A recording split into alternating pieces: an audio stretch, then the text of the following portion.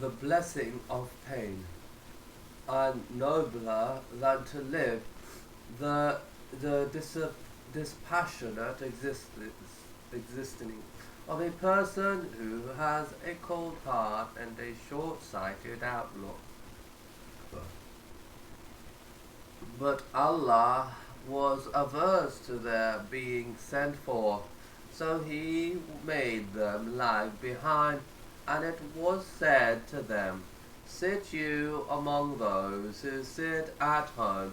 The words of a passionate sermon can reach the innermost depths of the heart and penetrate the deepest regions of the soul, usually because the one who gives such sermons has himself experienced pain and suffering.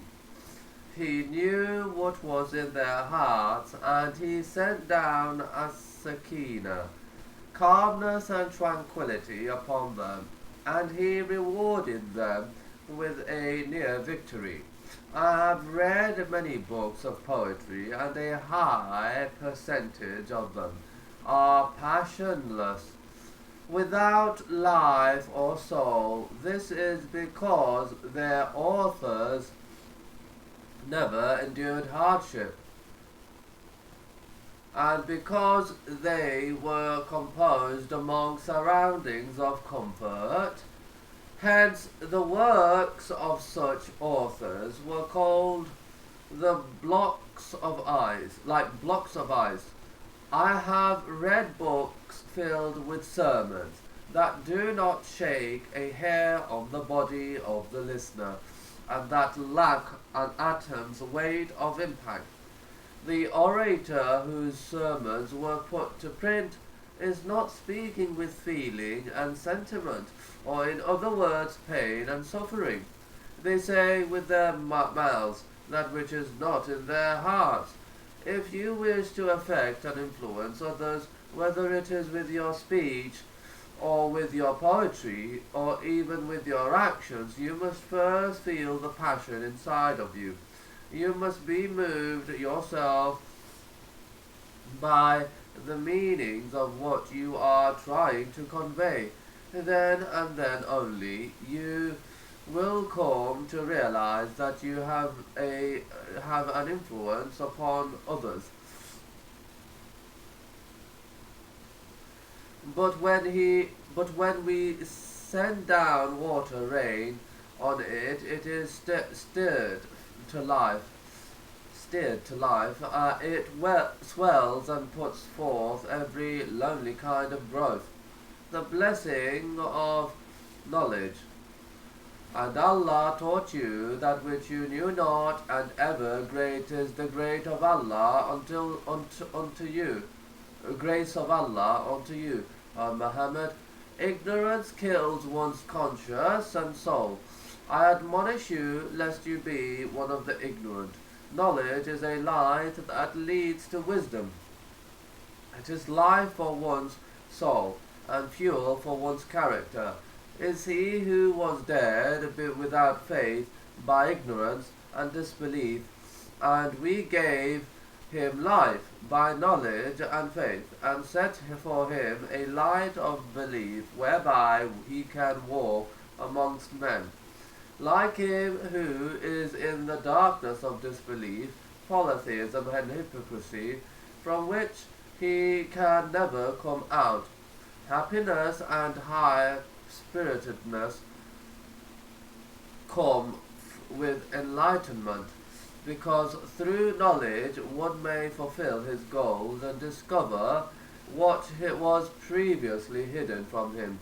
The soul by its very nature, longs for the acquisition of new knowledge to stimulate it, and the mind. Ignorance is boredom and grief, because the ignorant person leads a life that never offers anything new or mind-provoking. Yesterday is like today, which in turn is like tomorrow.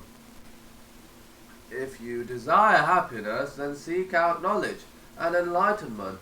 and you will find that anxiety, depression, and grief will leave you. And say, My Lord, increase me in knowledge.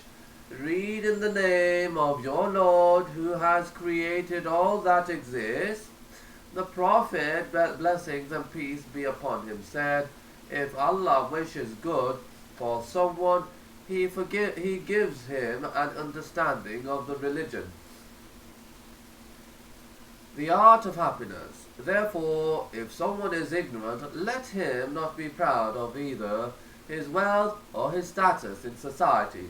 His life is lacking in meaning, and his achievements are woefully incomplete.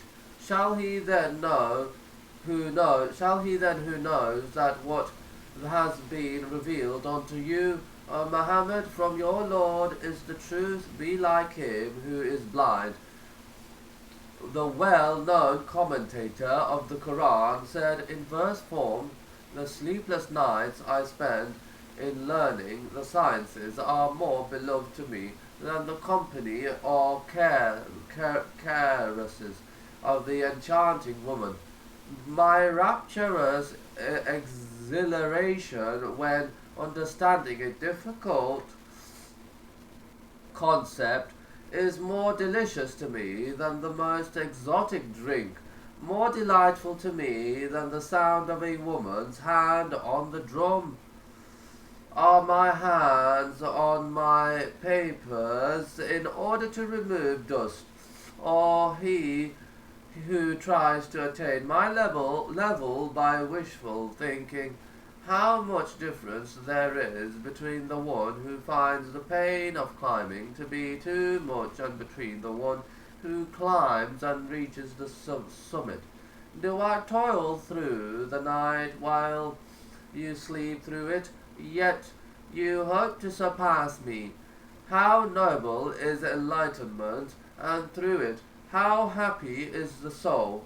Is he who is on a clear proof from his Lord, like those for one their evil deeds that they do are beautiful for them, while they follow their own lusts, evil desires. The art of happiness.